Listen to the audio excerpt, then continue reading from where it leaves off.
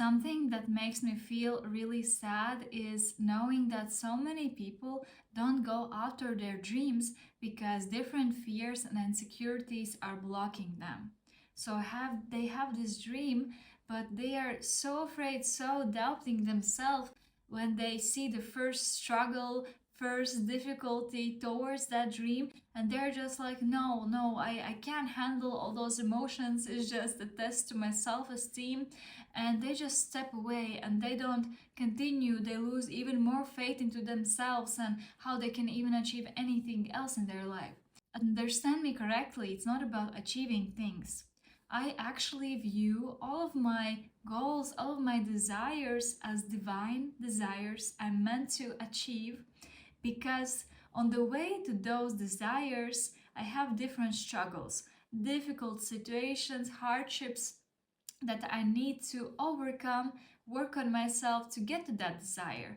And the point is actually not in the desire itself, but the way towards it. Because once you overcome your fears, your insecurities, you are evolving yourself spiritually. Your souls becomes so much more advanced, and you become fearless. You become more authentic. You can do so many things and just feel alive. This is the true feeling of being alive, when you are okay to face fears and you are allowing yourself to fail, to be imperfect.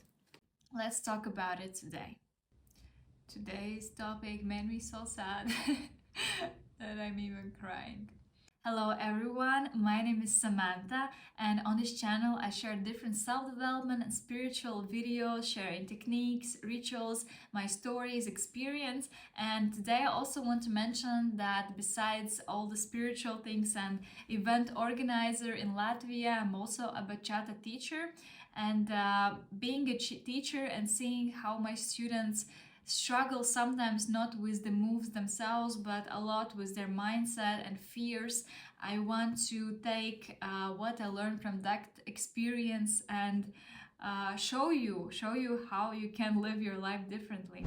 Yesterday I was at a bachata party. We have it every Friday, but I don't come as often as I'm a teacher. I have so many classes already. I'm just usually feeling really drained after a few classes and then a party.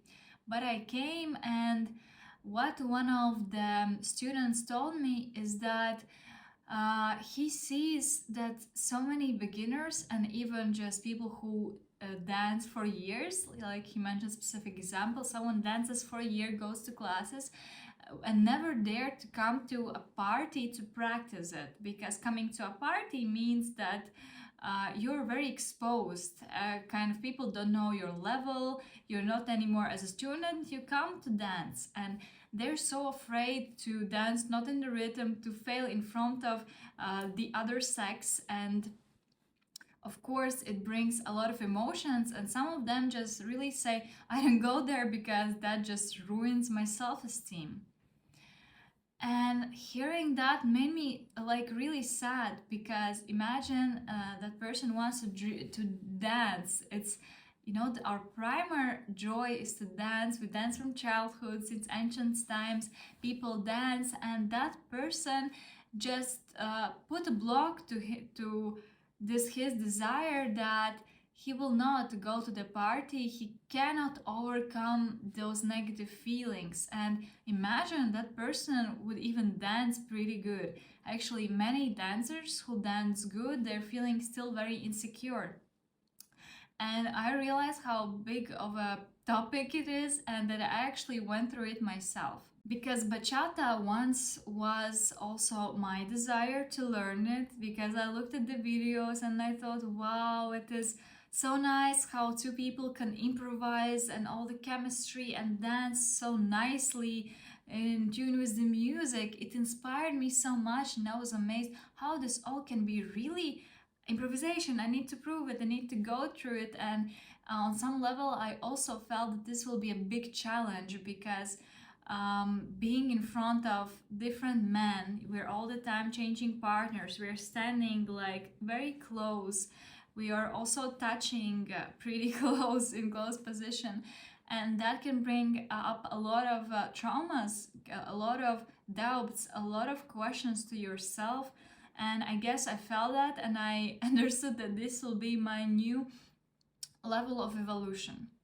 And while I'm now talking as an example, the bachata, it can be anything. I had the same feelings when I decided to leave a stable job or go to Bali with one-way ticket alone without savings. It can be any life situation where you just know, you feel that it's your heart desire. You feel that it might be difficult, but you're so excited, you start trying. When I started dancing bachata, one of the biggest struggles, I guess, was anchoring in my self-esteem. Firstly, from the side of my appearance, that it's uncomfortable because usually you have some boundaries of your space and people don't see you as close. And as I was also insecure, maybe about my looks in some way, or how I smell, always like over checking and all of that. With time, I just realized, okay, if I'm all the time questioning if I look good, if all of that, I need to realize, understand where is the gap in my self-esteem. What are my beliefs of my self-esteem? And I decided to take this whole journey in bachata as a sort of experiment or expedition or like a scientific project. I usually come home and then write all of my feelings down. I write all the feelings like today I kind of felt really doubtful about myself when that person looked me deep in the eyes or looked at some part of my body, and I started feeling that something is wrong there. And I write down those feelings and start questioning myself. How do I see myself? How do I love my body? And I realized that I need to work on that question. So then I, for example, went to some spiritual practice, and my intention was to show the deepest love for my body and experience this love and anchor it in. In the next bachata session, I set the same intention. Okay, in this session, I'm just embodying this new energy that I love my body, I can accept myself fully. I even feel really those emotions, how transformational was intention setting what I do. And when I just treated this whole process not like, oh my god, I'm just all the time bombarded with my emotions, but as like a scientific project where I analyze my emotions, I then work on them, I alchemize them, and I come back to that bachata class to see how far I've grown, to see whether I still have these thoughts where or something else triggers me. And really, at one point I just lost the track of the progress because probably I just healed it. But now if I look back how it felt then and how I feel now, being a teacher, dancing in front of everyone, dancing with different men, I can see that of course sometimes then can be something that bothers me about my appearance, but mostly I feel like a star. I feel like a person with whom everyone wants to dance. I feel like I'm good enough. The same thing was with experiencing a close connection with other people, with men in particular, allowing myself to be intimate, because it is so vulnerable. One person looks in your eyes, imagine for a minute straight, you might feel like, yeah, I couldn't look at the person in the eyes for too long because eyes just really revealing everything about you. And this was another challenge I needed to go through, to breathe through this intimacy, sit with a mirror and look at myself for a long time and seeing my own eyes and accepting my depth, my intimacy, me as a person. Another spiritual practice I did. Another way how I was really insecure in the beginning is that I'm a beginner at bachata. I was a beginner, and I come to a party where many people just dance really, really good, and I just someone invites me, and I'm like, I'm a beginner, I'm dancing like 2 weeks, and so on, and just sort of feeling bad about not understanding the moves. In my mind, I thought that the other person thinks that I'm totally so bad at dancing and that they will never ask me again to dance. Imagine I'm just thinking about it like a really girl, and then those the same people were asking you so many times. I think it's much more about your attitude and energy, how you're treating your mistakes. Because if I would be super tense and like, yeah, I'm a beginner and I would not even be able to relax during the dance and treat it so seriously, the other person would sense it and he would also like be so careful with me and not want to dance. Because in the end, many things, like in the example of bachata, people want to dance with you because of your energy, of your fun attitude. We are all exchanging with energies. And same way with any other thing you're doing, if you would treat that serious problem you have right now, serious challenge, or you, for example, you're presenting something and you make mistake, if you yourself treat it with a humor, with light, and with such acceptance, okay, my bad. It's completely different energy from feeling a deep shame. And it's easier said than done, because again, when you notice the thoughts that you believe that other people don't like to dance with you because you're making mistakes, it's a belief that can be changed, but it takes time. The same way, if you feel something like shame about how you look, how you dance, how you appear in the world, that is even deeper work with trauma and body work and conscious work. That is why anything I do in life, I love to see it as a process of my spiritual evolution.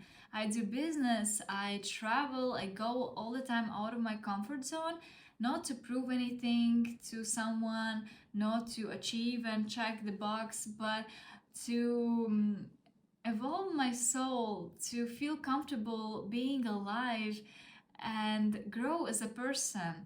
Um, because, of course, we all have different traumas, different things we're worried about, and we were meant to have those things to later heal it.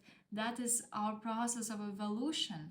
And it actually never ends. Now, as I'm dancing for several years and I became bachata teacher, now I have a different kind of new level of emotions, not even new level, but just different level of emotions and struggles. Like sometimes I might be comparing myself to other teachers, or sometimes I might be like doubting whether I'm skillful enough, whether I'm a good teacher, and so on. So it never ends. And so, unless you stop treating it like a block, if I would think in the first class that I'm not a good enough dancer and just would leave bachata, I would never become a teacher and my mom earn my money with it and get so much joy with dancing.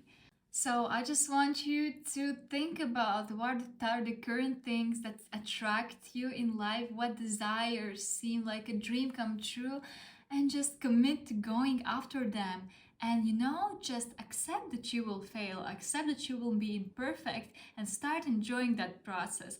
Be like a scientist with his scientific projects. Detach yourself from that, your version that will fail and worry, your ego basically, and just kind of analyze, yeah. Yesterday I cried all evening because I thought that guy thought that I danced bad. It's interesting how we can change that, how we can work on that. Maybe I need to go to some meditation practice, or to ecstatic dance, or just write my thoughts, anything. There's so many tools nowadays, and you can also check out my channel to see some tools, some ways. And I hope that videos like this just can remind you about the things you maybe have forgotten. So let's be brave, go after our dreams, and allow ourselves to grow, evolve, and be beginners. Thank you so much for watching. Share this video with someone who maybe needs to hear it, and see you in my next one. Bye.